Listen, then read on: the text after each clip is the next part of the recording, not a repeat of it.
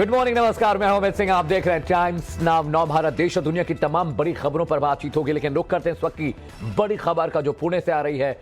खबर है कि पुणे में मजदूरों पर लोहे का स्लैब गिर गया है। लोहे का स्लैब गिरने से इसके नीचे 5 मजदूरों की दबने से मौत हो गई है। निर्माणाधीन इमारत में कई मजदूर काम कर रहे थे जिस वक्त यह हादसा हुआ।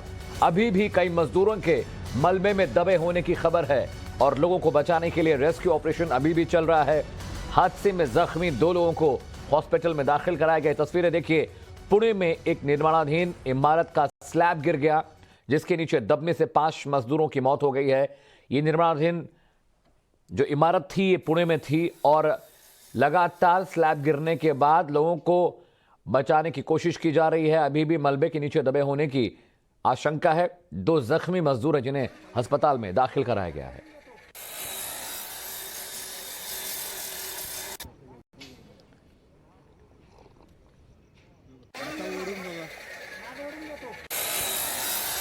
दो तस्वीरें आपकी स्क्रीन पर हैं, देखिए। स्लैब के नीचे दबने से 5 मजदूरों की मौत हो गई है। रेस्क्यू ऑपरेशन अभी भी चल रहा है क्योंकि स्लैब के नीचे अभी भी ऐसी आशंका है कि कुछ और मजदूर दबे हो सकते हैं। 2 जख्मी मजदूरों को अस्पताल में दाखिल कराया गया है फौरी तौर पर इलाज के लिए। बड़ी खबर आपको बता रहे हैं, पुणे में एक अंडर कंस्ट्रक्शन बिल्डिंग का स्लैब गिरा है जिसके नीचे, उस लोहे के स्लैब के नीचे दबने से 5 मजदूरों के मारे जाने की खबर आ रही है।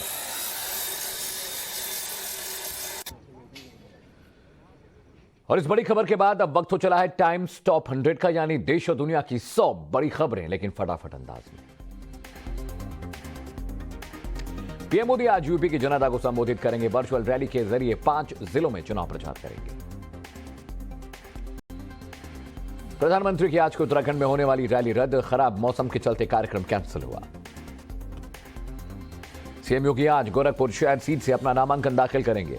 गृह मंत्री अमित शाह भी इस मौके पर उनके साथ होंगे। नामांकन के बाद मुख्यमंत्री योगी गोरखनाथ मंदिर में पूजा अर्चना करेंगे, गुरु गोरखनाथ का आशीर्वाद लेंगे। सीएम योगी गोरखपुर में जनसभा को भी संबोधित करेंगे। अमित शाह और धर्मेंद्र प्रधान भी उनके साथ रहेंगे। सीएम योगी गोरखनाथ मंदिर परिसर से घर घर जनसंपर्क अभियान भी चला सकते हैं। गृह मंत्री अमित शाह भी इस कार्यक्रम में शामिल होंगे। मेरठ में एआईएमआईएम चीफ ओवैसी की गाड़ी पर गोली चली है। शिजारसी टोल प्लाजा पर यह फायरिंग हुई। ओवैसी मेरठ से दिल्ली आ रहे थे। हमले के बाद टाइम्स नाउ नव भारत पर ओवैसी ने कहा, मेरी हत्या की प्लानिंग थी, मैं मौत से डरने वाला नहीं। एक ओवैसी मरेगा तो 10 ओवैसी पैदा होंगे। ओवैसी की गाड़ी पर फायरिंग के दोनों आरोपी हिरासत में। पूछताछ के दौरान पुलिस को बताया, ओवैसी के बयानों से आहत होकर उन्होंने हमला किया था। हमले का एक आरोपी ग्रेटर नोएडा और दूसरा सहारनपुर से है। पुलिस की पूछताछ में यह जानकारी मिली है। ओवैसी पर हमले की घटना की जांच में जुटे मेरठ रेंज के आईजी घटनास्थल का जायजा लिया। एडीजी लॉ एंड ऑर्डर ने बताया, जरूरत पड़ने पर और टीमों को भेजा जाएगा। समाजवादी पार्टी के ट्वीट कर एआईएम अध्यक्ष पर हमले का दुख जताया। लिखा, लोकतंत्र में हिंसा की कोई जगह नहीं होनी चाहिए। घटना के जिम्मेदारों पर कठोर कार्रवाई हो। वित्त मंत्री निर्मला सीतारमण ने टाइम्स नाउ से बजट पर खास बातचीत की। वित्त मंत्री ने कहा, बजट में विकास का रोड मैप, हर वर्ग का ध्यान रखा गया है।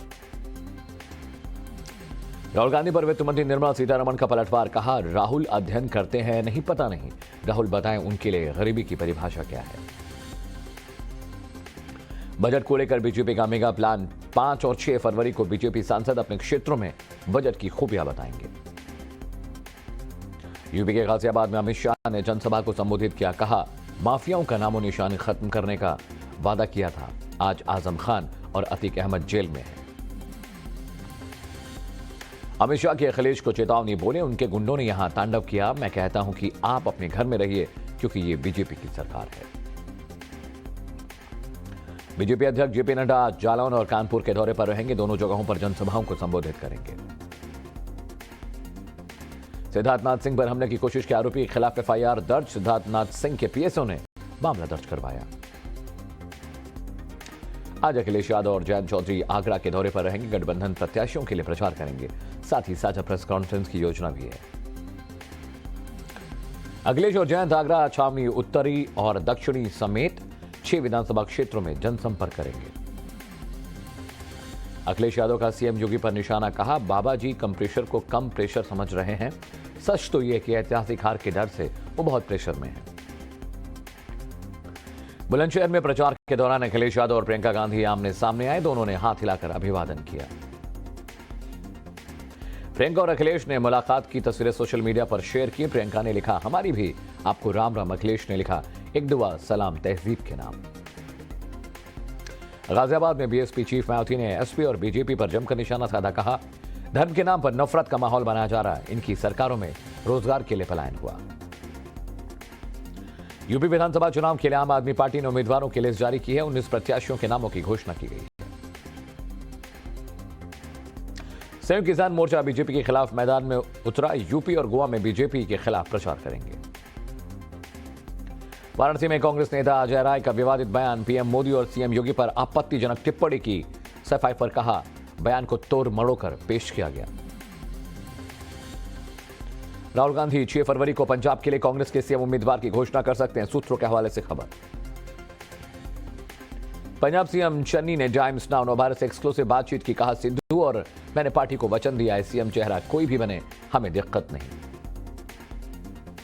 आम आदमी पार्टी के नेता राघव चड्ढा का कांग्रेस पर आरोप। कहा, हिंदू होने की वजह से सुनील जाखड़ को सीएम नहीं बनाया। कांग्रेस ने ध्रुवीकरण का आरोप लगाया। राहुल गांधी 5 फरवरी को उत्तराखंड दौरे पर रहेंगे। हरिद्वार में वर्चुअल रैली को संबोधित करेंगे और गंगा आरती में शामिल होंगे। किसानों को भी संबोधित करेंगे। रायपुर में राहुल गांधी का बीजेपी पर वार। कहा, यह अलग अलग विचारधाराओं का देश है, इसे हिंदुस्तान पर बीजेपी हमला कर रही है। गोवा विधानसभा चुनाव से पहले कांग्रेस उम्मीदवार पार्टी के प्रति वफादारी की शपथ लेंगे। राहुल गांधी की मौजूदगी में शपथ ग्रहण समारोह होगा। महबूबा मुफ्ती ने बीजेपी पर निशाना साधा। कहा, बेटी बचाओ बेटी पढ़ाओ एक और खोखला नारा है। मुस्लिम लड़कियों को केवल उनकी पोशाक के कारण शिक्षा के अधिकार से वंचित किया जा रहा है। मध्य प्रदेश के होशंगाबाद का नाम बदला जाएगा। अब शहर का नया नाम होगा नर्मदापुरम। केंद्र ने राज्य सरकार के प्रस्ताव को मंजूरी दे दी है। मध्य प्रदेश के बाबई का नाम बदलकर माखन नगर होगा। कवि माखनलाल चतुर्वेदी के नाम पर उनके जन्मस्थल का नाम रखा जाएगा। सीएम ममता बनर्जी की एसपी से सवाल करते हुए वीडियो सामने आई। सीएम ने पूछा, क्या गवर्नर ने बताया था क्या करना है? आप राज्य सरकार के लिए काम करते हैं, याद रखिए। दिल्ली में केजरीवाल सरकार की शराब नीति के विरोध में उतरी केंद्रीय मंत्री स्मृति ईरानी आज दिल्ली की जनता को संबोधित करेंगी। कश्मीर के अशरफ आजाद ने कहा, मोदी अकेले नेता हैं जो कश्मीर से जुड़े रहे। 1992 में मुरली मनोहर जोशी और मोदी के साथ लाल चौक पर तिरंगा फहराने वाले इकलौते कश्मीरी मुस्लिम थे आजाद। पटना शेल्टर होम मामले पर तेजस्वी यादव का सीएम नीतीश पर वार। कहा, मामले के आरोपी अभी तक पकड़े नहीं गए। इन लोगों को नीतीश कुमार का संरक्षण मिला है। हिट पीजी मामले में सुप्रीम कोर्ट में आज सुनवाई होगी। काउंसलिंग की तारीखों को लेकर विवाद जारी है। तमिलनाडु के राज्यपाल आर.एन. रवि ने 5 फरवरी को सभी विधायक दल के नेताओं की बैठक बुलाई है। नीट विरोधी बिल पर चर्चा करेंगे। राजस्थान के जालोर में रिट पेपर लीक मामले में 2 संदिग्ध लोगों को हिरासत में लिया गया। दोनों से पूछताछ जारी है। आम्रपाली स्मार्ट सिटी डेवलपर्स और उसके निवेशकों पर धोखाधड़ी का मामला दर्ज किया गया है। यूनियन बैंक ऑफ इंडिया से 472 करोड़ रुपए की धोखाधड़ी का आरोप है। सुके चंद्रशेखर का मनी लॉन्ड्रिंग मामले में दावा। कहा, जैकलिन का मामले से कोई ताल्लुक नहीं बताया। अभिनेत्री जैकलिन के साथ रिश्ते में थे, इसलिए तोहफे देते थे। पटना में यूके ने 2 बच्चियों को 5वीं मंजिल से फेंका। एक बच्ची की मौत हो गई, दूसरी गंभीर रूप से घायल है। आरोपी गिरफ्तार किया जा चुका है। हरियाणा के पलवल में फर्जी शॉपिंग वेबसाइट का खुलासा। पुलिस ने 4 आरोपियों को गिरफ्तार किया। 20 लाख से ज्यादा कैश के साथ भारी संख्या में कंप्यूटर और फोन बरामद हुए हैं। Punjab Maharashtra cooperative bank fraud मामले का मुख्य आरोपी गिरफ्तार। बिहार के रक्सौल बॉर्डर से उसकी गिरफ्तारी हुई है। कर्नाटक के उडुपी में मोरल पुलिसिंग का मामला। लड़की से बात करने पर 4 लड़कों ने एक लड़के को पीटा। जम्मू कश्मीर के किश्तवाड़ में सड़क हादसा, 6 की मौत। रामपुर पुलिस की अनोखी पहल, 845 लोगों को शराब न पीने की शपथ दिलाई। असम राइफल्स ने मिजोरम के कंगपोकवी जिले से national socialist council of Nagaland के 3 कैडर्स को गिरफ्तार किया है। असम में गैंडे की सींग के तस्करों के खिलाफ पुलिस की बड़ी कार्रवाई। विश्वनाथ जिले से 6 आरोपी गिरफ्तार। करीब 70 लाख रुपए की सींग बरामद। पुणे की यरोदा में निर्माणाधीन इमारत गिरी, 5 लोगों की मौत, 2 जख्मी। शिमला में जमकर हो रही है बर्फबारी के बीच ट्रेन सेवाएं जारी है। बद्रीनाथ में लगातार जारी है बर्फबारी की एक्सक्लूसिव तस्वीरें सामने आई हैं। तमिलनाडु के कोयम्बटूर में देखा अनोखा नजारा, वेल्लोर झील के ग्रीन जोन में रह रही हैं तितलियों की 86 प्रजातियां। इस साल के अंत तक एलआईसी का वैल्यूएशन 43 लाख करोड़ से ज्यादा होगा। देश का सबसे मजबूत ब्रांड बनेगा एलआईसी। 17 साल में पहली बार फेसबुक यूजर्स घटे, पिछले 3 महीने में ही 5 लाख लोगों ने फेसबुक छोड़ा। व्हाट्सएप चैट बैकअप फ्री नहीं होगा, गूगल ड्राइव पर अनलिमिटेड बैकअप के लिए यूजर्स को प्लान लेना होगा। देश में कोरोना के मामलों में गिरावट आई है, लेकिन केरल, तमिलनाडु, कर्नाटक, महाराष्ट्र और आंध्र प्रदेश में पॉजिटिव रेट 12.98% रहा। 16 राज्यों और केंद्र शासित प्रदेशों में 100% कोरोना टीके की पहली खुराक लेगी, स्वास्थ्य मंत्रालय ने जानकारी दी। 11 राज्यों में स्कूल पूरी तरह खुले, 16 राज्यों में आंशिक रूप से खुले और 9 राज्यों में अभी भी स्कूल बंद है। आज होगी डीडीएमए की बैठक, नाइट कर्फ्यू हटाने और स्कूल खोले जाने पर हो सकती है चर्चा। दिल्ली में पिछले 24 घंटे में कोरोना के 2668 नए मामले सामने आए, 13 की मौत हुई है। चंडीगढ़ में सरकारी और निजी कार्यालय में कर्मचारियों की संख्या पर लगी लिमिट हटी, 100% उपस्थिति के साथ संचालन जारी रहेगा। केरल में पिछले 24 घंटे में कोविड के 42,000 से ज्यादा मामले सामने आए हैं, 1,144 कोविड मरीज ठीक हुए हैं। कर्नाटक में बीते 24 घंटे में कोरोना के 16,436 नए मामले आए हैं, 60 की कोविड के चलते मौत हुई है। गुजरात में कोविड के नियमों में बदलाव, शादी समारोह में शामिल हो सकेंगे 150 लोग। डब्ल्यूएचओ ने कहा यूरोप में कोविड के मामले कम होते दिखाई दे रहे हैं, उम्मीद है महामारी जल्द खत्म होगी। दक्षिण कोरिया में कोविड के रिकॉर्ड मामले सामने आए, एक दिन में 22,907 नए मामले देखने को मिले। जापान की सीमा बंद होने से विदेशी यात्रियों में निराशा, कोरोना के मामले रोकने के लिए बंद की गई सीमा। यूक्रेन रूस विवाद पर तुर्की के राष्ट्रपति एर्दोगान की पेशकश, कहा दोनों देशों के बीच मध्यस्थता के लिए तैयार है। बलूचिस्तान के नोशकी और पंजर जिले में सुरक्षा अभियान के दौरान 13 आतंकवादी मारे गए, पाक सेना के अधिकारी समेत 4 जवानों की मौत हुई है। उत्तरी कैलिफोर्निया में ग्रेहाउंड बस में गोलीबारी हुई है, 1 की मौत, कई जख्मी। न्यूजीलैंड में यात्रियों के लिए फिर से खुलेंगी सीमाएं, कोरोना वायरस के चलते किया गया था इन्हें बंद। अर्जेंटीना में जहरीली कोकेन से 20 लोगों की मौत, 74 मिलावटी कोकेन के सेवन से गंभीर रूप से बीमार हुए हैं। सीरिया में अमेरिकी हमले में आईएसआईएस के शीर्ष आतंकवादी अबू इब्राहिम अल हश्मी अल कुरैशी की मौत, अमेरिकी राष्ट्रपति जो बाइडेन का दावा। स्पेसएक्स ने लॉन्च किया 49 स्टारलिंक सैटेलाइट, फ्लोरिडा के कैनेडी स्पेस सेंटर से इसे लॉन्च किया गया है। अमेरिका के ओक्लाहोमा में जमकर हो रही है बर्फबारी, प्रशासन ने लोगों को घर में रहने की हिदायत दी है। पश्चिमी ऑस्ट्रेलिया के जंगलों में लगी भीषण आग, अधिकारियों ने आपातकाल की घोषणा की। मशहूर अभिनेता जैकी चैन ओलंपिक मशाल को ग्रेट वॉल ऑफ चाइना तक ले गए। बीजिंग विंटर ओलंपिक गेम्स की ओपनिंग सेरेमनी, क्लोजिंग सेरेमनी में शामिल नहीं होंगे भारतीय डिप्लोमैट्स, विदेश मंत्रालय ने किया ऐलान। धर्मशाला में निर्वासित तिब्बती नागरिकों का बीजिंग विंटर ओलंपिक के खिलाफ प्रदर्शन, चीन पर मानवाधिकार के हनन का आरोप लगाया। भारत और वेस्टइंडीज के बीच पहला टेस्ट मैच मोहाली में खेला जाएगा। पहले यह मुकाबला 4 से 8 मार्च के बीच बेंगलुरु में खेला जाना था। वेस्टइंडीज के खिलाफ मोहाली में अपना 100वां टेस्ट खेलेंगे विराट कोहली। 24 फरवरी को शुरू होगी T20 सीरीज। विराट कोहली ने अंडर 19 विश्व कप फाइनल में पहुंचने वाली भारतीय टीम से बात की, अपने अनुभव साझा किए। भारत में ही खेला जाएगा आईपीएल 2022, भारतीय क्रिकेट कंट्रोल बोर्ड ने लिया फैसला। इस साल महिला आईपीएल भी खेला जाएगा, बीसीसीआई अध्यक्ष सौरव गांगुली ने इसकी जानकारी दी है।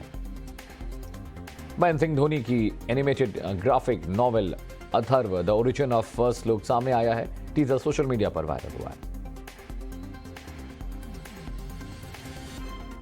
इसी साल शादी करेंगे विक्रांत मैसी और शीतल ठाकुर, अपने जाने वाली फिल्म की शूटिंग खत्म के बाद शादी रचाएंगे। फरहान अख्तर और शिबानी दांडेकर 21 जनवरी को रजिस्टर्ड मैरिज करेंगे, पिता जावेद अख्तर ने जानकारी दी है। सुनील ग्रोवर हॉस्पिटल से डिस्चार्ज हुआ, हार्ट में ब्लॉकेज के साथ कोविड पॉजिटिव भी थे। रणविजय सिन्हा ने पॉपुलर टीवी शो रोडीज को अलविदा कह दिया। 18 साल से इस टीवी शो से जुड़े थे। देवलीना भट्टाचार्य ने सोशल मीडिया पर पोस्ट की अपनी सगाई की फेक तस्वीर। देवलीना विशाल सिंह के साथ नए एल्बम में नजर आएंगी। करिश्मा तन्ना ने अपने प्री वेडिंग फंक्शन की तस्वीरें शेयर की हैं। अपने लॉन्ग टाइम बॉयफ्रेंड वरुण बंगीरा के साथ वो शादी करने जा रही हैं। रितेश देशमुख और जेनेलिया डिसूजा ने अपनी शादी की 10वीं सालगिरह मनाई। ट्विटर पर दिखी दोनों की अच्छी केमिस्ट्री। अभिनेत्री दिया मिर्जा ने अपने बेटे की वीडियो साझा की है। छोटे पौधे से बात कर रहा है उनका बेटा। अभिनेत्री सारा अली खान ने कहा, मुझे भद्दे कमेंट से फर्क नहीं पड़ता। यूपी की और देश और दुनिया की 100 बड़ी खबरों के बाद रुक करते कुछ और अहम खबरों का। यूपी की हाई प्रोफाइल सीट गोरखपुर शहर से सीएम योगी आज अपना नॉमिनेशन दाखिल करेंगे। इस दौरान उनके साथ गृह मंत्री अमित शाह और प्रदेश के प्रभारी धर्मेंद्र प्रधान भी मौजूद रहने वाले हैं। आज यूपी की सियासी गर्मी बढ़ने वाली है। आज उत्तर प्रदेश के मुख्यमंत्री योगी आदित्यनाथ अपने कर्म क्षेत्र गोरखपुर से नामांकन दाखिल करेंगे। गोरखपुर शहर सीट से सीएम योगी चुनावी मैदान में हैं। नामांकन के दौरान गृह मंत्री अमित शाह और प्रदेश प्रभारी धर्मेंद्र प्रधान भी मौजूद रहेंगे। नामांकन को लेकर गोरखपुर में तैयारियां भी लगभग पूरी कर ली गई हैं। दोपहर करीब 12 बजे सीएम योगी कलेक्ट्रेट परिसर जाकर अपना नामांकन दाखिल करेंगे। नामांकन के बाद गृह मंत्री अमित शाह और सीएम योगी गोरखपुर शहर विधानसभा में डोर टू डोर कैंपेन भी कर सकते हैं। यहाँ 3 मार्च को वोटिंग होगी, जिसके नतीजे 10 मार्च को आएंगे। और यूपी चुनाव को लेकर सियासत के दिग्गजों का एक रोचक वीडियो सामने आया है, जिसमें प्रियंका गांधी का चुनावी काफिला अखिलेश जैन के चुनावी काफिले के सामने आ गया। इसके बाद क्या हुआ, इस रिपोर्ट में 1 मिनट के भीतर देखिए। यूपी में सियासी प्रचार के दौरान एक रोचक तस्वीर उस वक्त सामने आई जब अखिलेश जयंत का काफिला और प्रियंका गांधी का काफिला आमने सामने हो गए। 3 नेता यूपी के बुलंदशहर में अपने गठबंधन और पार्टी का प्रचार अभियान कर रहे थे। जब अखिलेश और जयंत अपने काफिले के जरिए प्रचार में जुटे थे, तभी उसी वक्त प्रियंका गांधी का काफिला भी उनके सामने आ गया। इस दौरान प्रियंका गांधी ने हाथ हिलाकर दोनों नेताओं का अभिवादन किया। वहीं बस के अंदर से अखिलेश जयंत ने भी प्रियंका के अभिवादन का अपने अंदाज में जवाब दिया और फिर अखिलेश और जयंत ने बस के ऊपर आकर प्रियंका गांधी को नमस्कार किया। ये तस्वीर देख दोनों तरफ के समर्थकों में उत्साह की लहर दौड़ गई। दोनों तरफ के समर्थकों का उत्साह देख प्रियंका गांधी भी मुस्कुराने लगी, तो वहीं अखिलेश जयंत भी पल को बखूबी भुगाने में जुटे दिखे। यूपी की सियासी गलियारों में ये वीडियो काफी वायरल हो रहा है। अखिलेश ने वीडियो को ट्वीट कर लिखा है कि एक दुआ सलाम तहजीब के नाम। तो वहीं प्रियंका गांधी ने भी वीडियो को ट्वीट कर लिखा, आपको भी हमारी राम राम। और प्रधानमंत्री मोदी आज पश्चिमी यूपी के 5 जिलों में वर्चुअल रैली करेंगे, जहां 10 फरवरी को वोटिंग होनी है। बीजेपी का दावा है कि पीएम की इस वर्चुअल रैली में 1 लाख से ज्यादा लोग जुड़ेंगे। यूपी विधानसभा चुनाव को लेकर प्रधानमंत्री नरेंद्र मोदी आज अपनी दूसरी जन चौपाल वर्चुअल रैली करेंगे।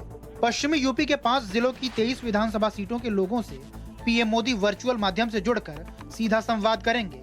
पीएम ने अपनी वर्चुअल रैली को लेकर ट्वीट भी किया है, जिसमें उन्होंने लिखा है कि उत्तर प्रदेश के लोगों ने विकास को गले लगाकर जिस प्रकार बीजेपी के प्रति अपना प्रेम जताया है, वो हमें प्रदेश की प्रगति के लिए निरंतर प्रेरित करता है। पीएम मोदी की ये वर्चुअल रैली मेरठ, गाजियाबाद, अलीगढ़, हापुड़ और नोएडा में एक साथ होनी है। बीजेपी की तरफ से दावा किया जा रहा है कि 5 जिलों में 122 जगहों पर वर्चुअल रैली की तैयारी की गई है। पीएम की इस वर्चुअल रैली में 1 लाख से ज्यादा लोग जुड़ेंगे। बीजेपी ने यह भी दावा किया है कि वर्चुअल रैली में 5 जिलों से 10,469 बूथों पर बूथ अध्यक्ष, पन्ना प्रमुख और कार्यकर्ता टीवी और सोशल मीडिया पर इसका प्रसारण देख सकेंगे। पीएम की यह वर्चुअल रैली पश्चिमी यूपी के चुनाव के मद्देनजर है, जहां 10 फरवरी को वोट डाले जाने हैं। पीएम मोदी के उत्तराखंड में भी वर्चुअल रैली होनी थी, जहां मौसम की खराबी की वजह से कैंसिल कर दी गई है। यूपी में सियासी दिग्गजों को प्रचार अभियान जारी है उनका। आज आगरा में अखिलेश जैन चुनावी प्रचार अभियान को धार देते रहे, तो वहीं बीजेपी अध्यक्ष जेपी नड्डा जालौन और कानपुर में बीजेपी के लिए प्रचार करेंगे। समाजवादी पार्टी के अध्यक्ष अखिलेश यादव और आरएलडी अध्यक्ष जयंत चौधरी चुनाव प्रचार के लिए आज आगरा दौरे पर हैं, जहां वो अपने गठबंधन प्रत्याशी के लिए चुनाव प्रचार करेंगे। चुनाव प्रचार से पहले अखिलेश यादव और जयंत चौधरी ताज कन्वेंशन में संयुक्त रूप से प्रेस कॉन्फ्रेंस को संबोधित करेंगे। इसके बाद दोनों नेता जनसंपर्क अभियान में जुटेंगे। आगरा में अखिलेश और जयंत सबसे पहले फतेहाबाद सीट पर सभा करेंगे। इसके बाद जेपी ग्रीन्स मैदान में एक सभा को संबोधित करेंगे। वहीं आगरा छावनी और आगरा उत्तरी और दक्षिणी विधानसभा क्षेत्रों में गठबंधन प्रत्याशियों के लिए प्रचार करेंगे। अखिलेश और जयंत आगरा ग्रामीण और खैरागढ़ विधानसभा क्षेत्र में भी जनसंपर्क अभियान करेंगे। वहीं दूसरी तरफ बीजेपी अध्यक्ष जेपी नड्डा भी चुनावी अभियान को धार देने के लिए जालौन और कानपुर देहात के दौरे पर रहेंगे। नड्डा पहले जालौन और उरई में सभा को संबोधित करेंगे। इसके बाद वो कानपुर देहात पहुंचेंगे, जहां वो पुखराया में चुनाव प्रचार करेंगे। और क्या एक बार फिर से किसान यूनियन ने बीजेपी के खिलाफ बिगुल फूंक दिया है? दिल्ली में प्रेस कॉन्फ्रेंस कर किसान संगठनों के नेताओं ने सरकार को किन बातों के लिए घेरा और बीजेपी को सबक सिखाने के लिए क्या रणनीति बनाई है? देखिए 1 मिनट की बेहतर हमारी इस रिपोर्ट में। संयुक्त किसान मोर्चा ने बीजेपी के खिलाफ एक बार फिर बिगुल फूंक दिया है। दिल्ली में कृषि कानून के खिलाफ अगुवाई करने वाली संयुक्त किसान मोर्चा ने एक प्रेस कॉन्फ्रेंस कर केंद्र सरकार के खिलाफ वादा खिलाफी और विश्वासघात का आरोप लगाया है। संयुक्त किसान मोर्चा ने यूपी में बीजेपी को सबक सिखाने के लिए किसानों से अपील की है कि वो चुनावों में बीजेपी को सजा दें। ये मैसेज लेके संयुक्त किसान मोर्चा का नेतृत्व उत्तर प्रदेश के सभी मुख्य केंद्रों पे जाएगा, 9 जगह, और 57 संगठन जो कि संयुक्त किसान मोर्चा से उत्तर प्रदेश में जुड़े हैं, जिनके नाम आप यहाँ देख सकते हैं, सभी 57 संगठन उत्तर प्रदेश के गांव-गांव में इस संदेश को लेके जाएंगे। संयुक्त किसान मोर्चा ने सरकार पर आरोप लगाया है कि सरकार ने न्यूनतम समर्थन मूल्य पर समिति बनाने का वादा पूरा नहीं किया। किसानों के खिलाफ मामले वापस लेने की दिशा में भी कोई ठोस कदम नहीं उठाया गया, जो किसानों के साथ सीधा सीधा विश्वासघात है। अब किसान संगठनों ने तय किया है कि बीजेपी को सजा देने वाले पर्चे को पूरे उत्तर प्रदेश में बांटा जाएगा। गोवा में कांग्रेस को आखिर किस बात का डर सता रहा है, जिसकी वजह से वो आज राहुल गांधी की मौजूदगी में अपने प्रत्याशियों और पार्टी नेताओं को वफादारी की शपथ दिला रहे हैं? 1 मिनट के भीतर ये पूरी खबर समझिए। गोवा विधानसभा चुनाव से पहले सियासी पार्टियों को दल बदल का डर सताने लगा है। गोवा में आम आदमी पार्टी के उम्मीदवारों के एफिडेविट पर साइन करने के बाद अब कांग्रेस प्रत्याशी वफादारी की कसम खाएंगे। राहुल गांधी आज अपने 1 दिवसीय गोवा दौरे पर रहेंगे। इस दौरान कांग्रेस प्रत्याशी और कांग्रेस नेता राहुल गांधी की मौजूदगी में पार्टी के प्रति वफादारी की शपथ लेंगे। कांग्रेस को डर है कि चुनाव के माहौल में अगर प्रत्याशी या नेता दल बदल करते हैं तो पार्टी को इससे बहुत नुकसान पहुंचेगा। इसलिए पार्टी के प्रति वफादारी के लिए ये शपथ कार्यक्रम रखा गया है। वहीं राहुल गांधी शपथ कार्यक्रम के बाद सखालीम में एक जनसभा को भी संबोधित करेंगे। सखालीम से गोवा के मुख्यमंत्री प्रमोद सावंत चुनाव लड़ रहे हैं। जनसभा को संबोधित करने के बाद राहुल गांधी पार्टी के पदाधिकारियों के साथ अहम बैठक कर चुनावी रणनीति पर चर्चा करेंगे और इसके बाद वो गोवा से रवाना हो जाएंगे। और यहाँ रुक रहे हैं छोटे से ब्रेक के लिए, लेकिन टाइम्स नाउ भारत खबरों का सिलसिला लगातार जारी है। जल्द लौटते हैं, साथ रहिएगा।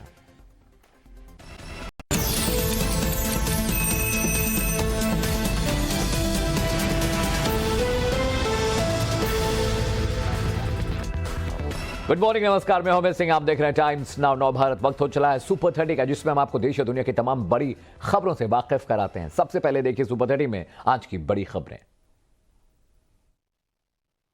यूपी विधानसभा चुनाव की सरगर्मी के बीच आज एक अहम दिन रहने वाला है।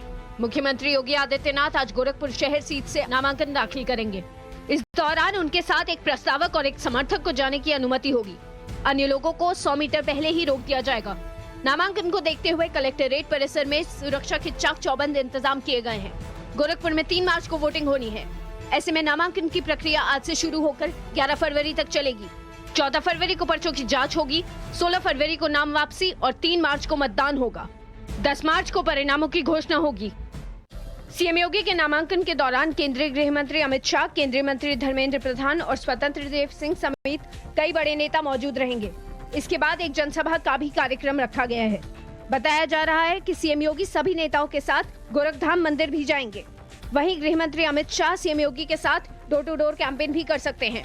हालांकि मुख्यमंत्री योगी आदित्यनाथ 5 फरवरी को घर घर जाकर जनसंपर्क करेंगे। यूपी चुनाव को लेकर प्रधानमंत्री मोदी एक बार फिर वर्चुअल रैली जन चौपाल करने वाले हैं। आज होने वाली ये रैली 5 जिलों की 23 विधानसभा सीटों पर आयोजित की जा रही है। खुद पीएम मोदी ने ट्वीट कर बताया कि आज उन्हें मेरठ, गाजियाबाद, अलीगढ़, हापुड़ और नोएडा के मतदाताओं को संबोधित करने का अवसर मिलेगा।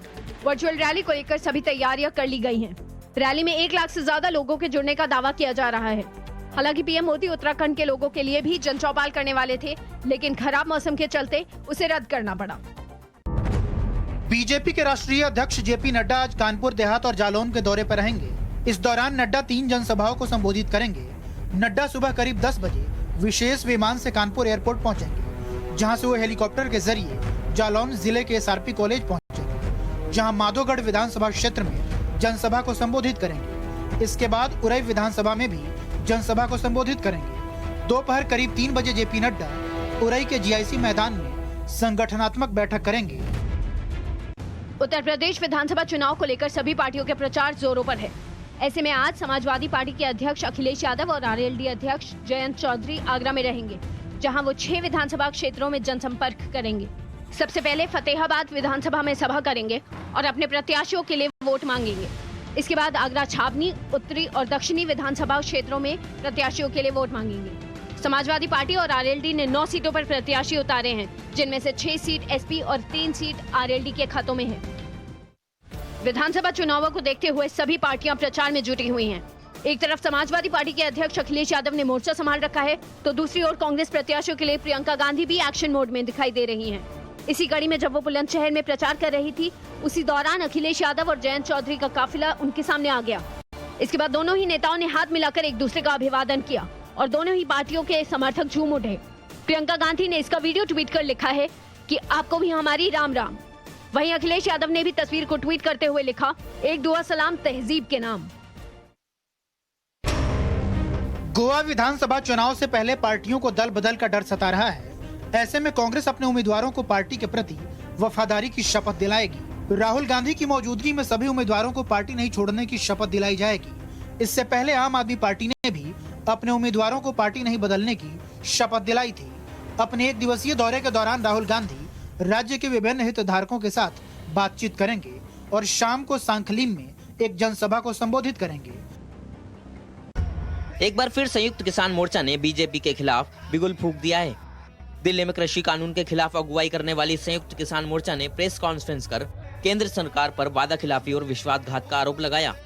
इतना ही नहीं, यूपी में बीजेपी को सबक सिखाने के लिए किसानों से अपील की है कि वो चुनावों में बीजेपी को सजा दें। यूपी के अलग अलग गांवों में 57 संगठन जाएंगे और लोगों को पर्चे बांटकर अपील करेंगे कि वो बीजेपी को हराने में उनका साथ दें। और सुपर 30 में आप देखिए राज्यों की बड़ी खबरें। उत्तर प्रदेश के हापुड़ में गुरुवार शाम एआईएमआईएम चीफ असदुद्दीन ओवैसी के काफिले पर हमला करने वाले 2 युवकों को पुलिस ने गिरफ्तार कर लिया है। हमलावरों ने 4 राउंड फायरिंग की। 2 बुलेट लगने से ओवैसी की कार के निचले हिस्से में छेद हो गया। ओवैसी ने कहा कि यह सुनियोजित साजिश है और घटना की जांच होनी चाहिए। समाजवादी पार्टी ने ट्वीट करते हुए आरोपियों के खिलाफ कठोर कार्रवाई की मांग की है। पुलिस टोल प्लाजा पर लगे सीसीटीवी कैमरे के जरिए हमले से जुड़ी फुटेज की जांच कर रही है। आज दिल्ली आपदा प्रबंधन की बैठक होने वाली है। बैठक में दिल्ली में बंद पड़े जिम, नाइट कर्फ्यू समेत दूसरी पाबंदियों को लेकर फैसला हो सकता है। दिल्ली में पिछले कुछ दिनों से कोरोना और ओमाइक्रॉन के मामलों में कमी आई है, जिसके बाद पाबंदियां हटाने की मांग उठी है। इन सब के बीच होने वाली डीडीएमए की बैठक में स्कूल खोलने पर भी विचार होगा। बैठक में यह तय होगा कि किस तारीख से स्कूल खोले जाएं और कौन सी क्लास तक के बच्चों के लिए खोले जाएं। मध्य प्रदेश के 2 शहरों का नाम बदलने वाला है। खुद प्रदेश के मुखिया शिवराज सिंह चौहान ने इस बात की जानकारी दी है। दरअसल शिवराज सरकार ने होशंगाबाद और बाबई शहर का नाम बदलने का प्रस्ताव केंद्र को भेजा था, जिसे केंद्र ने मंजूरी दे दी है, जिस पर सीएम शिवराज ने पीएम मोदी और केंद्र सरकार का आभार व्यक्त किया है। सीएम ने ट्वीट कर जानकारी दी और बताया कि नर्मदा जयंती से इन दोनों शहरों के नाम बदल जाएंगे। होशंगाबाद को अब नर्मदापुरम और बाबई को माखन नगर के नाम से जाना जाएगा। आम आदमी पार्टी के पंजाब सह प्रभारी राघव चड्ढा ने कांग्रेस पर बड़ा आरोप लगाया है और कहा कि कांग्रेस ने जाखड़ को इसलिए सीएम नहीं बनाया क्योंकि वो हिंदू हैं। राघव चड्ढा के बयान को लेकर कांग्रेस ने चुनाव आयोग से शिकायत की है और उनके खिलाफ चुनाव नियमों के उल्लंघन का मामला दर्ज करने की मांग की है। दरअसल पंजाब कांग्रेस के वरिष्ठ नेता सुनील जाखड़ ने बयान दिया था कि सीएम के लिए कांग्रेस में वोटिंग हुई थी। 79 विधायकों में से 42 ने उनके पक्ष में वोट दिया था। राजधानी पटना के बहादुरपुर थाना क्षेत्र से एक दिल दहलाने वाली घटना सामने आई है, जहां रामकृष्ण कॉलोनी स्थित एक 5 मंजिला मकान से 2 मासूम बच्चियों को एक युवक ने नीचे फेंक दिया, जिसमें एक बच्ची की मौत हो गई, जबकि दूसरी बच्ची अस्पताल में जिंदगी और मौत के बीच जंग लड़ रही है। मौके पर ही आरोपी युवक को कुछ लोगों ने दबोच लिया और पिटाई के बाद पुलिस के हवाले कर दिया। बताया जा रहा है कि आरोपी युवक के साथ उसका साथी भी था, जो मौके से फरार हो गया। शाम होते होते इस वारदात ने लोगों के मन में गुस्सा पैदा कर दिया और मौके पर जमा हुए लोग थाने पहुंच गए। और सुपर थर्टी में आप देखिए इंटरनेशनल खबरें। विंटर ओलंपिक को लेकर चालबाजी में जुटे चीन को भारत ने करारा जवाब दिया है। अब भारत ने भी बीजिंग विंटर ओलंपिक का राजनयिक बाइकॉट कर दिया है। दरअसल चीन ने बीजिंग विंटर ओलंपिक में गलवान हिंसा में शामिल सैन्य कमांडर क्यूई फैबाओ को मशाल वाहक बनाया था। इस पर भारतीय विदेश मंत्रालय ने कड़ी आपत्ति जताते हुए चीन को दो टूक कहा कि चीन ने ऐसा करके ओलंपिक का राजनीतिकरण कर दिया है। विदेश मंत्रालय के मुताबिक बीजिंग में भारत के कार्यवाहक राजदूत ओलंपिक उद्घाटन और समापन में किसी भी तरह का हिस्सा नहीं लेंगे। अमेरिका के लिए सिरदर्द बना आईएसआईएस का चीफ अबू इब्राहिम आखिरकार मारा गया। सीरिया में आईएसआईएस चीफ अबू इब्राहिम के खात्मे के लिए अमेरिका ने इस ऑपरेशन को अंजाम दिया। खबर के मुताबिक सीरिया में जिस जगह आतंक का आका अबू इब्राहिम छिपा बैठा था, वहीं अमेरिकी सेना ने धावा बोल दिया। घंटों तक दोनों तरफ से गोलीबारी होती रही। दावा यह भी किया जा रहा है कि अमेरिकी सेना से घर जाने के बाद अबू इब्राहिम ने घर में परिवार के साथ खुद को बम से उड़ा दिया, जिसमें 6 बच्चों और 4 महिलाओं सहित 13 लोग मारे गए।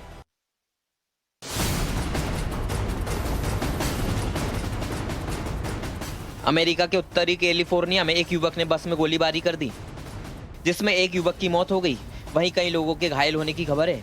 पुलिस के मुताबिक उन्हें ओरोविल में एक दुकान के बाहर खड़ी बस में फायरिंग की जानकारी मिली थी। सूचना पर पुलिस मौके पर पहुंची, लेकिन जब तक आरोपी मौके से फरार हो गया, जिसके बाद उसे एक वॉलमार्ट से गिरफ्तार कर लिया गया। अमेरिका में लोगों को लगातार हो रही बारिश और बर्फीले तूफान का सामना करना पड़ रहा है। मौसम खराब होने के चलते कई उड़ानों को भी रद्द कर दिया गया है। सड़कों पर बर्फबारी के चलते 1 फुट तक बर्फ जमा हो गई है। लोगों से अपील की गई है कि वो बेवजह घर से ना निकलें। साथ ही स्कूलों को भी बंद कर दिया गया है। मध्य मिसौरी में प्रशासन ने हादसे के बाद एक हाईवे को भी बंद कर दिया।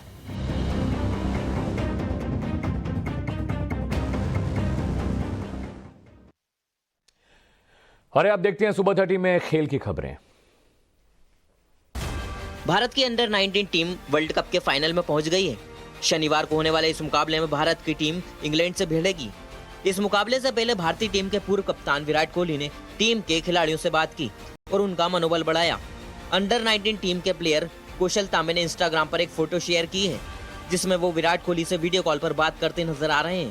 कौशल तांबे ने लिखा है कि फाइनल से पहले कुछ महत्वपूर्ण इनपुट जानने को मिले। यूपी प्लस योगी बहुत है उपयोगी। और अब बात यूपी की सियासत की। आज उत्तर प्रदेश के मुखिया योगी आदित्यनाथ अपने गढ़ गोरखपुर शहर से नामांकन दाखिल करेंगे। उनके नॉमिनेशन को लेकर पूरी तैयारियां हो चुकी हैं। अमित शाह और धर्मेंद्र प्रधान उनके साथ मौजूद रहेंगे। यूपी में ऐसा 14 साल बाद होगा जब कोई सीएम विधानसभा चुनाव के रण में उतरने जा रहा है। क्या है गोरखपुर शहर की सीट का गणित, इस रिपोर्ट के जरिए आपको बताने और समझाने की कोशिश करते हैं। नामांकन दाखिल करने से एक दिन पहले योगी आदित्यनाथ अपने 5 साल के कामों का लेखा जोखा लेकर जनता के सामने आए। गुरुवार को सीएम योगी ने रिपोर्ट कार्ड पेश करते हुए दावा किया कि 2017 से पहले की तुलना में अपराध में कमी आई है। हालांकि अखिलेश ने दावों पर पलटवार करते हुए आंकड़ों को झूठा बता दिया। वर्ष 2016 से अगर हम 16-17 की तुलना हम 20-21 से करें तो प्रदेश के अंदर जो एनसीआरबी का national crime bureau of India की जो डाटा है उसके अनुसार डकैती के मामलों में लगभग 58%, लूट के मामले में 64%, हत्या के मामले में 23%, फिरौती हेतु अपहरण इसके मामले में 53%, दहेज मृत्यु में 8% और बलात्कार के मामलों में 43%, कमी देखने को मिली है। और जहां ये दावा करती है सरकार कि उसकी सरकार में बेटियां सुरक्षित हैं, कहीं कोई अपराध नहीं हो रहा है, कम से कम अब झूठ ना बोलना सरकार बंद कर दे। और अगर हम आंकड़े देखते हैं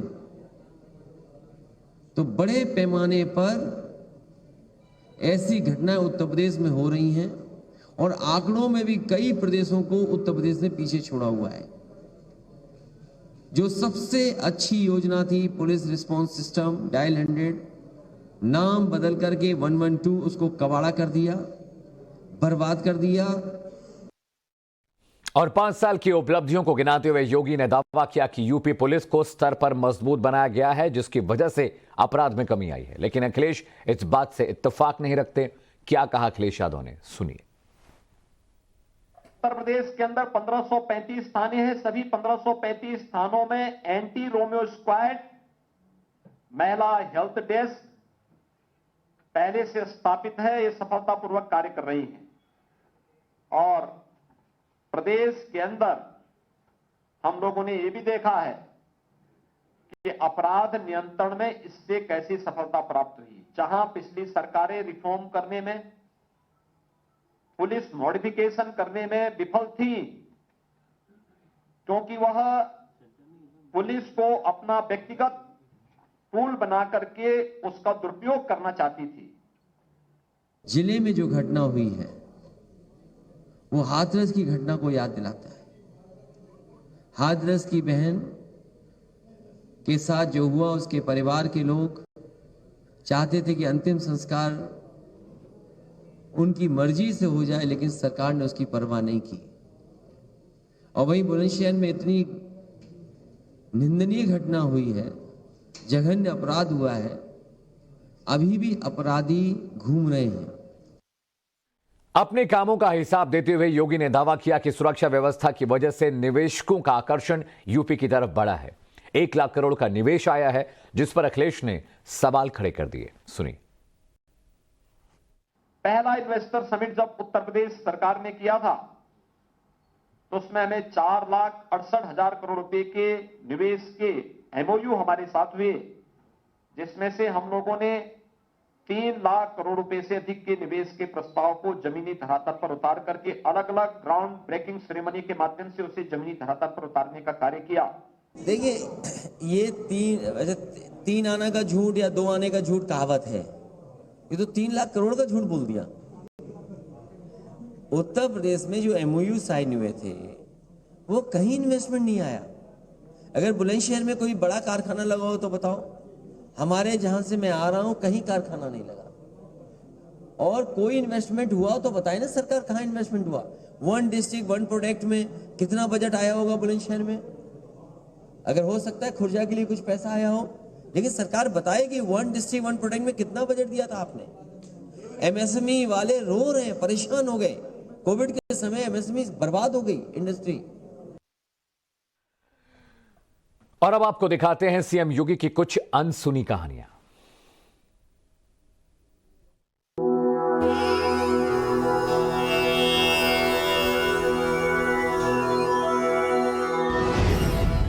उन्नीस में अजय सिंह बिष्ट नाम का एक युवा गुरु गोरखनाथ पर रिसर्च करने उत्तराखंड के पौड़ी से गोरखपुर आया था।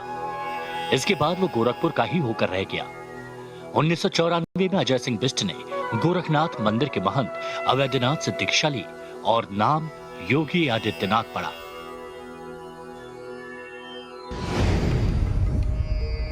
हमेशा सन्यासी के वस्त्र में रहने वाले योगी आदित्यनाथ ने हेमवती नंदन बहुगुणा विश्वविद्यालय गढ़वाल से गणित में बीएससी का कोर्स किया है। उन्होंने 12वीं की पढ़ाई ऋषिकेश के स्कूल से की। बचपन में शाखा में जाने वाले योगी आदित्यनाथ कॉलेज में छात्र संघ का चुनाव लड़ना चाहते थे, लेकिन आरएसएस से जुड़े छात्र संगठन अखिल भारतीय विद्यार्थी परिषद ने उन्हें टिकट नहीं दिया। वो निर्दलीय लड़े, लेकिन हार गए। साल 1992 में योगी आदित्यनाथ के हॉस्टल के कमरे में चोरी हुई थी, जिसमें एमएससी के दाखिले के लिए जरूरी कई कागजात भी थे। दाखिले के सिलसिले में मदद मांगने के लिए ही योगी आदित्यनाथ पहली बार महंत अवैधनाथ से मिले।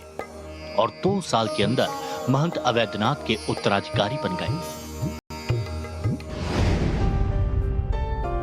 5 मार्च 1994 में 21 साल के योगी आदित्यनाथ की अगुवाई में पूरे गोरखपुर में प्रदर्शन हो रहा था। प्रदर्शन की अगुवाई योगी आदित्यनाथ कर रहे थे। इस दौरान वो एसएसपी आवास की दीवार पर भी चढ़ गए थे। इस घटना ने योगी आदित्यनाथ को छात्रों के बीच लोकप्रिय बना दिया। महंत अवैधनाथ के उत्तराधिकारी योगी आदित्यनाथ साल 1998 में गोरखपुर से पहली बार लोकसभा का चुनाव लड़े और 26,000 से ज्यादा वोटों से जीते। 26 साल की उम्र में पहली बार सांसद बने और इसके बाद जब जब वो चुनावी मैदान में उतरे कभी हारे नहीं। 7 सितंबर 2008 को योगी आदित्यनाथ जब आजमगढ़ जा रहे थे तो उन्हें रोकने के लिए रास्ते में उनके काफिले पर हमला किया गया। फिर भी योगी आदित्यनाथ आजमगढ़ पहुंचे और 3.5 घंटे तक रैली की। रैली के दौरान उन्होंने एक बार भी अपने काफिले पर हमले का जिक्र नहीं किया। आदित्यनाथ जिस गोरखनाथ मंदिर के वो मुखिया हैं, उस मंदिर के परिसर में दर्जनों मुस्लिम परिवार दशकों से बेखौफ होकर अपना व्यापार कर रहे हैं। मुख्यमंत्री बनने से पहले योगी आदित्यनाथ जावेद नाम के युवक को मदद के लिए अपने साथ रखते थे। मठ के गौशाला में 400 गायों की देखभाल भी मुस्लिम ही करते हैं। महंत योगी आदित्यनाथ विजयदशमी पर दंडाधिकारी की भूमिका में रहते हैं। गोरखनाथ मंदिर में होने वाली पात्र पूजा में नाथ संप्रदाय के संतों की बकायदा अदालत लगती है। अदालत में वो बतौर दंडाधिकारी संतों के आपसी विवाद भी सुलझाते हैं। और एआईएमएम प्रमुख असदुद्दीन ओवैसी पर कल हमला हुआ। हमलावरों ने ओवैसी की कार पर फायरिंग की, जिसमें ओवैसी बाल बाल बचे। ओवैसी ने कहा कि हमला उनकी जान लेने की साजिश थी, लेकिन एक ओवैसी को मारेंगे तो 10 ओवैसी पैदा होंगे, उन्होंने ऐसा कहा।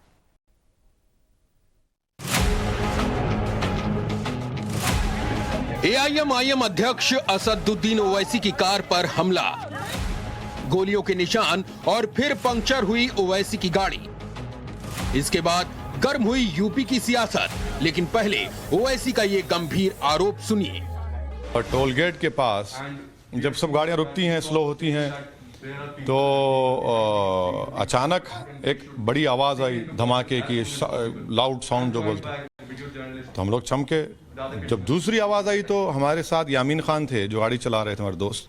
उन्होंने कहा कि भाई 2 लोग हमला कर रहे हैं हम पे, गोली चला रहे। ओवैसी मेरठ में चुनाव प्रचार करने के लिए सुबह दिल्ली से निकले थे। मेरठ में उन्होंने पदयात्रा की। इसके बाद किठौर नाम की एक और जगह पर गए और जब वो शाम को वहां से दिल्ली लौटने लगे तो पिलखुआ के छजारसी टोल प्लाजा के पास उनकी गाड़ी पर फायरिंग हुई। ओवैसी के काफिले में उस वक्त 4 गाड़ियां थी। इस समय हम मौजूद हैं पिलखुआ थाना क्षेत्र के छजारसी टोल प्लाजा पर। हम उसी गाड़ी पे खड़े हैं जहां पर असदुद्दीन ओवैसी की गाड़ी है, जहां पर गोलियों से हमला किया गया है 2 युवकों द्वारा। पुलिस ने एक युवक को गिरफ्तार कर लिया है। इसमें 3 राउंड गोलियां चली हैं, जो कि आप देख सकते हैं। ओवैसी के आरोपों के मुताबिक 3 से 4 राउंड फायरिंग की गई। इसके बाद ओवैसी ने दिल्ली आने के लिए गाड़ी बदली और इसी दौरान ही उन्होंने हमले की बात ट्वीट करके और फिर बाद में मीडिया के सामने आकर बताई। कितने नजदीक से गोली मारने की कोशिश? भाई आप सोचिए कि मेरे ख्याल से 10-11 फीट होगा, बस उससे कम। बिल्कुल मैंने उससे, क्योंकि गाड़ियां रुकती है ना, तो उनको परफेक्ट जगह मिली, वल्नरेबल हो जाते हैं कोई भी वहां पर, और गोली चलाना शुरू कर दिया। ओवैसी पर हुए इस हमले के फौरन बाद ही पुलिस ने जांच शुरू कर दी। फायरिंग करने वाले एक आरोपी को पकड़ लिया गया, हथियार भी बरामद हुआ। वीडियो फुटेज के आधार पर अन्य कार्रवाइयाँ आगे प्रचलित हैं। घटना के क्या कारण थे और इस साजिश में या इस घटना में कौन कौन व्यक्ति शामिल हैं, इसकी पूरी जानकारी पूरी जांच पड़ताल के बाद हो पाएगी। पुलिस टोल प्लाजा पर लगे सीसीटीवी कैमरे के जरिए हमले से जुड़ी फुटेज की जांच कर रही है, लेकिन ओवैसी ने बयान जारी किया कि वो इस मामले में चुनाव आयोग को शिकायत भेजने वाले हैं। साथ ही ओवैसी ने अपने खिलाफ बहुत से दुश्मन होने की बात कहते हुए मोदी सरकार से भी जांच कराए जाने की मांग कर दी। सरकार का भी इस पर जवाब नहीं आया है, लेकिन यूपी में सियासत तेज हो चुकी है। समाजवादी पार्टी ने ट्वीट करते हुए आरोपियों के खिलाफ कठोर कार्रवाई की मांग की, जिससे जाहिर है कि चुनावी राज यूपी में ओवैसी पर हमले का मामला तूल पकड़ सकता है। लेकिन सुबह एक और राजनेता पर हमला हुआ। यूपी के कैबिनेट मंत्री सिद्धार्थनाथ सिंह प्रयागराज में नामांकन भरने जा रहे थे। उसी दौरान एक युवक ने उन पर ब्लेड से हमला करने का प्रयास किया। यूपी में एक बड़ा हमला आज और हुआ और यह हमला जुबानी था। गृह मंत्री अमित शाह का हमला और उनके निशाने पर थी समाजवादी पार्टी। पश्चिमी उत्तर प्रदेश के अंदर यहाँ के लोग माफियाओं से डरते थे। यहाँ बहन बेटियों माताओं का सम्मान नहीं था। आए दिन अपना नीच करते रहते हैं। मुझे बताओ डिवाई वालों, आज कौन माफिया पश्चिमी उत्तर प्रदेश में दिखाई पड़ता है क्या? यूपी में जैसे जैसे वोटिंग के दिन करीब आ रहे हैं, वैसे वैसे सियासी पारा चढ़ता जा रहा है और अब इसमें जुबानी जंग के अलावा जानलेवा हमले भी राजनीति को गरमाने का काम कर रहे हैं। ब्यूरो रिपोर्ट, टाइम्स नाउ नव भारत। और अब आपको यूपी से महाराष्ट्र ले चलते हैं, जहां पूर्व मुख्य सचिव सीताराम कुंटे के बड़े खुलासे से महाराष्ट्र की सियासत में भूचाल आ गया है। कुंटे ने राज्य के पूर्व गृह मंत्री अनिल देशमुख पर बड़ा खुलासा करते हुए माना कि पुलिस विभाग में ट्रांसफर पोस्टिंग को लेकर अनिल देशमुख से उन्हें अनौपचारिक सूची मिलती थी और इसकी जानकारी सीएम को भी हो चुकी थी।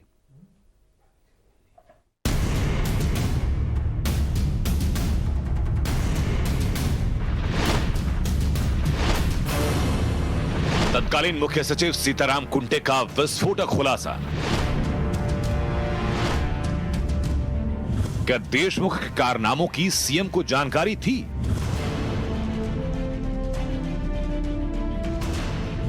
महाराष्ट्र और मुंबई में अनिल देशमुख ने कैसे चलाया ट्रांसफर पोस्टिंग रैकेट? कुंटे ने माना देशमुख से अनौपचारिक सूची मिलती थी।